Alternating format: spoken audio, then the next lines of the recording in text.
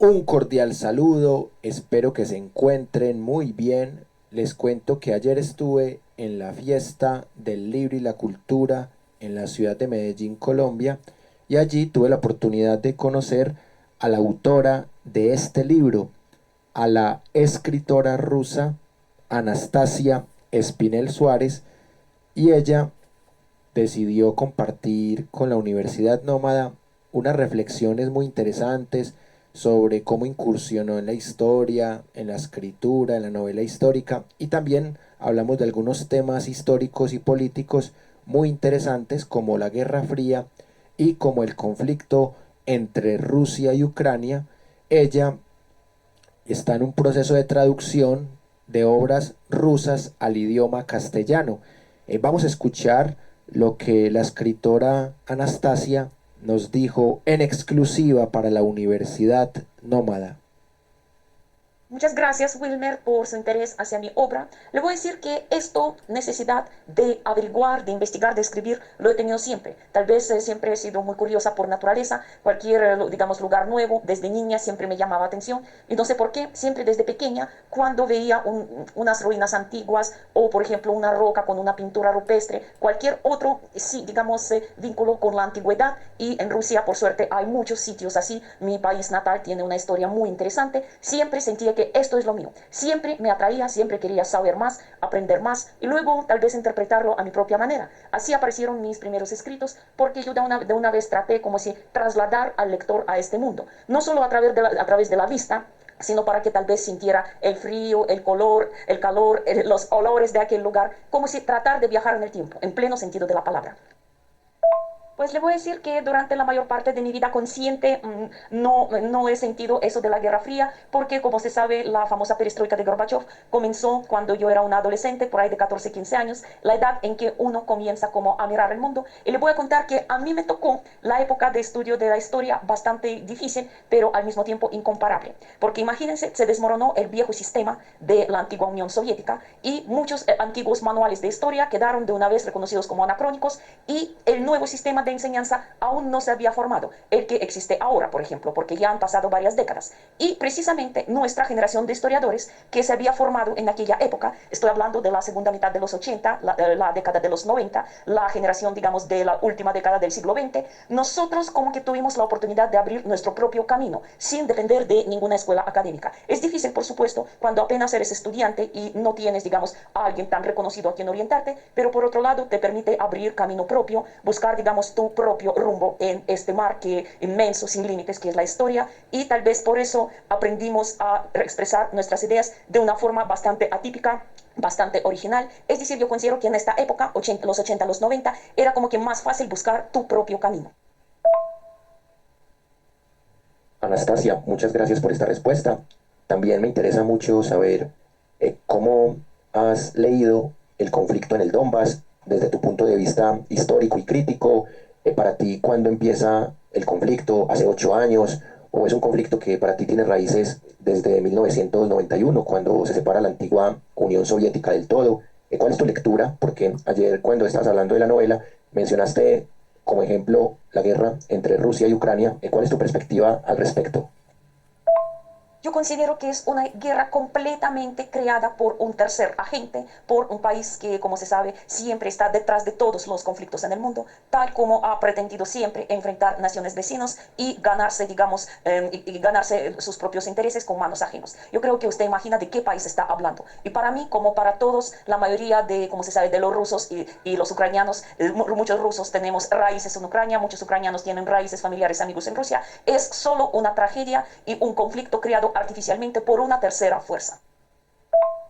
Hemos visto que la empresa Google y YouTube acaba de censurar a canales como Sputnik y como Russia Today para que las personas en Occidente no podamos conocer esa versión de ese tercer agente.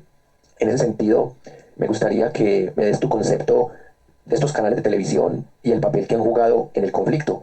Canales como CNN, canales como Fox News, en el caso colombiano como NTN 24, que son canales totalmente inclinados a la visión imperialista de Estados Unidos. ¿Tú qué piensas de estos canales?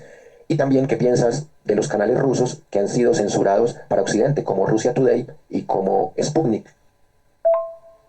Hoy, como se sabe, la guerra entre los canales, la guerra informativa, a veces resulta ser la más decisiva que la guerra con armas y lastimosamente dicen que Rusia puede ser una potencia militarmente muy poderosa, pero siempre perdíamos las guerras ideológicas, al menos yo diría aquí en el continente latinoamericano, donde la influencia norteamericana siempre había sido muy fuerte. Pues nosotros, los rusos residentes aquí, tenemos al menos la ventaja de poder ver canales en ruso. Lo que tal vez le falta a Rusia es digamos, saber hacer llegar la información hasta la gente en todo el mundo, pero me parece que siempre y siempre, desde que hayan guerras, habrán censuras. Aquí no hay nada que decir. Anastasia, así es. Lo que uno espera es que por lo menos haya dos versiones para sacar un pensamiento crítico.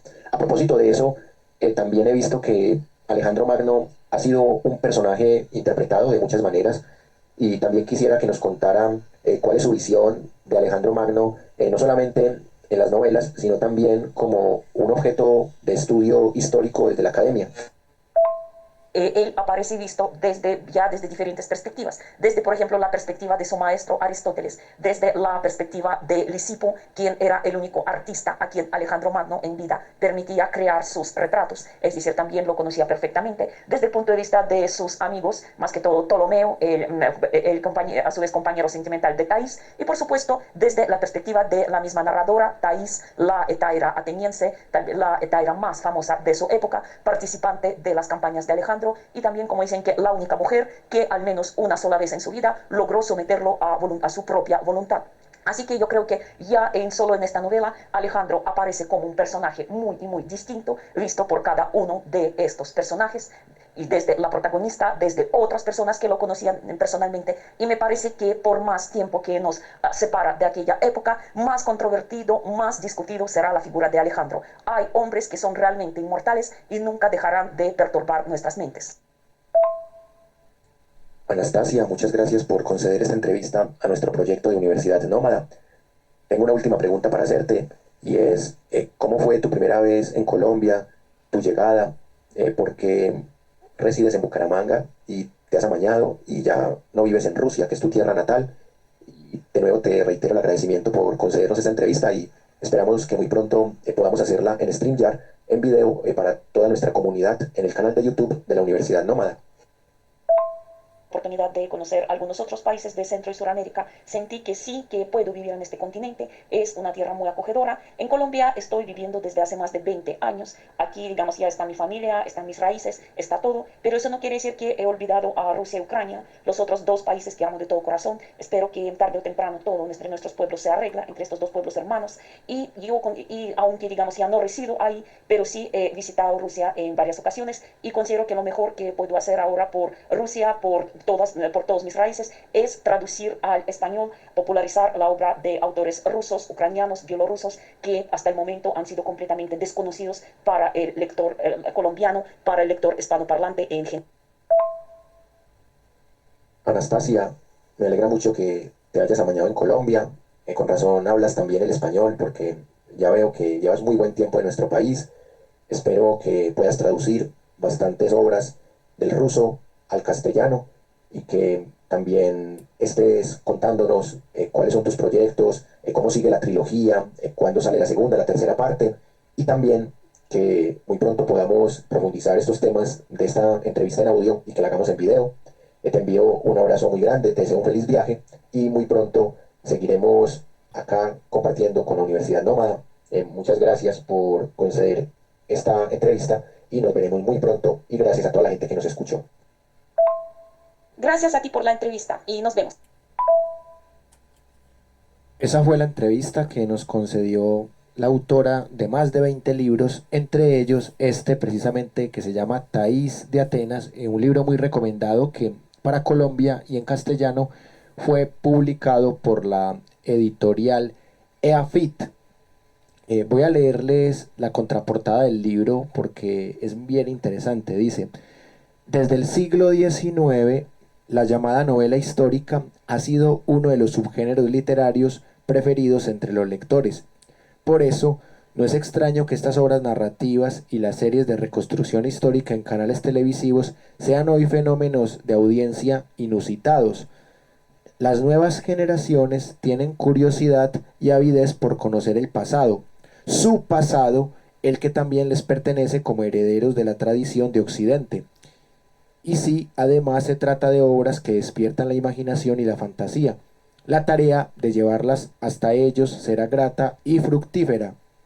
Thais de Atenas logra dar una colorida y vívida experiencia del Atenas del siglo IV antes de Cristo y a través del relato de Thais, sacerdotisa de Afrodita, nos transporta a antiguas ciudades de la Grecia clásica y nos hace partícipes de la vida de la gente del común, sus creencias, costumbres y pesares, de las ilusiones, luchas y esperanzas de una joven mujer que busca venganza para los asesinos de su familia. Anastasia Spinell, con sus intensas novelas, se convierte en una fuente de ficción histórica y por eso que con esta obra, primera de una trilogía, inauguramos la serie juvenil de nuestra colección letra por letra para ofrecerles a los lectores una ventana a la comprensión de la historia del mundo antiguo tan necesaria para crear un universo que les permita insertarse en la cultura actual. Esta obra la pueden encontrar en la fiesta del libro y la cultura de la ciudad de Medellín en el Jardín Botánico, en el stand de la Universidad EAFIT.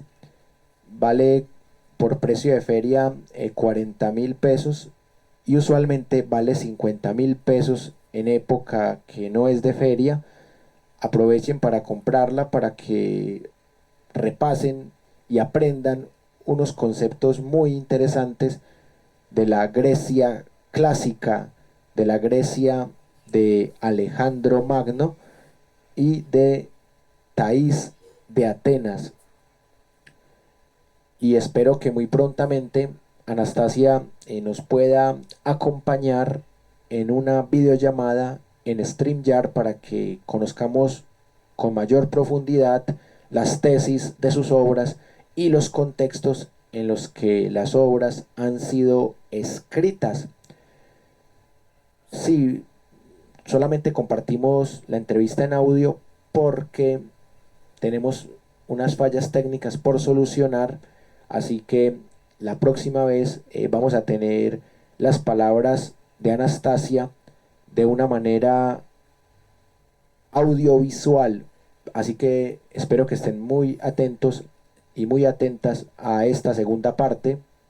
Les agradezco mucho por su atención y les recuerdo que tenemos en la Universidad Nómada un lema que reza: buscamos una sociedad más democrática en lo político, más incluyente en lo social, más equitativa en lo económico y más sostenible en lo ambiental. Les habló Wilmer Zuleta, docente universitario, líder de este proyecto. Nos vemos en una próxima oportunidad. Hasta pronto.